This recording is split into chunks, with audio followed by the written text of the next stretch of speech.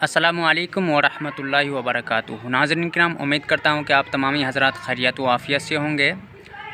सबसे पहले एक क्लिप मैं आपको दिखाने की कोशिश करता हूँ और वो है तारिक मसूद साहब की।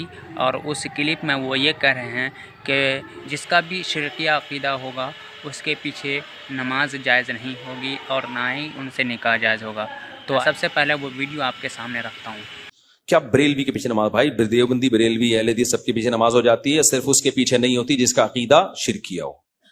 चाहे वो देवबंदी हो, चाहे वो बरेलवी हो, चाहे वो अहले हदीस हो। तो ये उसूल और ज़ाब्ता है।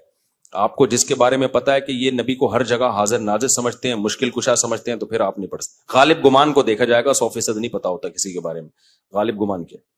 तो नाज़रीन, आपने इस वीडियो को देख लिया और इस वीडियो का जवाब मैंने एक वीडियो पर मैंने दे चुका है, जो आप यहां पर इस वीडियो को देख सकते हैं। और इसका लिंक मैं डिस्क्रिप्शन में भी दे दूंगा और एंड स्क्रीन में भी इस वीडियो का दे दूंगा कि मैंने इस वीडियो के ख़िलाफ़ मैंने पूरी वजाहत के साथ मैंने कुरान और हदीस से जो है साबित करने की कोशिश किया है।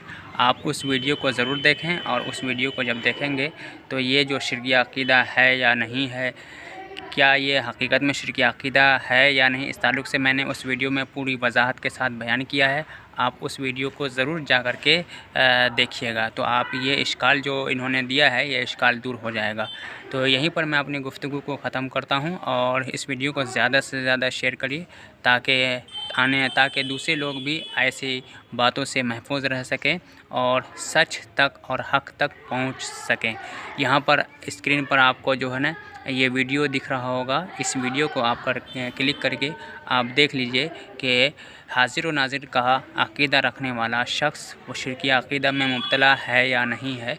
इस वीडियो में पूरी वजाहत के साथ मैंने बयान करने की कोशिश किया है। जज़ाकल्लाह।